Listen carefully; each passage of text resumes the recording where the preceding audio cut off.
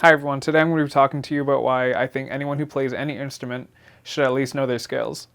So what is a scale? A scale is basically just a sequence of notes between octaves. So what's an octave? An octave is just any two keys that are 12 notes apart on a piano.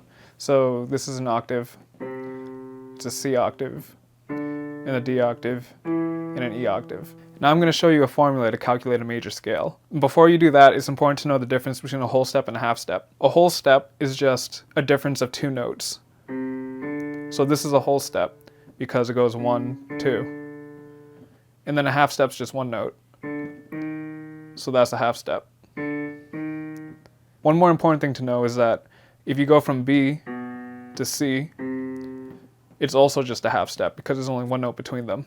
Same for this, and that part's important. To calculate a C major scale, you start at C, and then you go up whole step, half step, whole step, half step.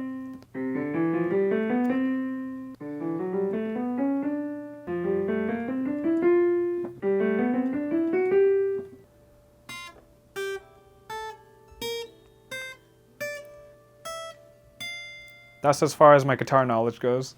So why are scales important?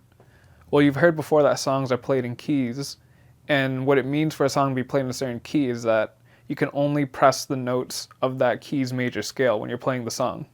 So now I'm going to play a segment from a popular song, River Flows in You, which everybody knows. So it goes...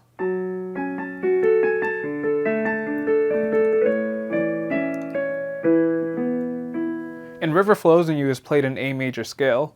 In the A major scale, if you start at A and then follow the formula that I showed you earlier,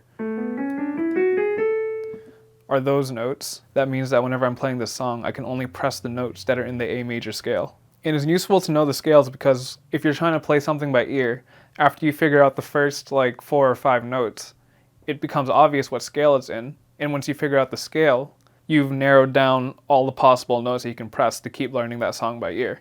So now you know what the scales are and what they mean. One question is, since River Flows in You is played in A, does it have to only be in the A scale?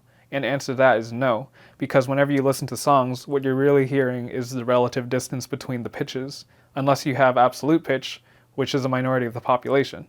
So let's say I want to move the song River Flows in You from A to C. A is right here, and then C is 3 notes up, so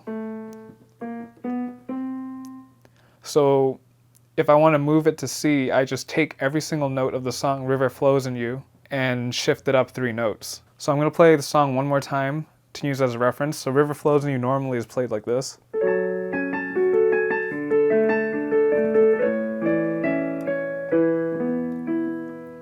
But then shift it up 3 notes, it becomes this.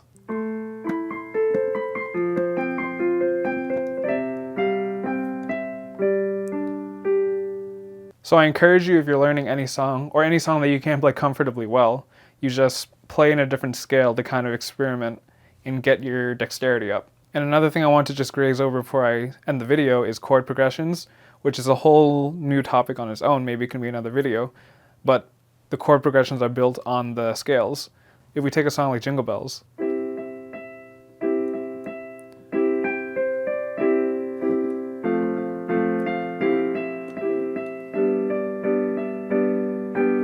using the scales as a reference, we can change up the chord progression and completely change the mood of the song.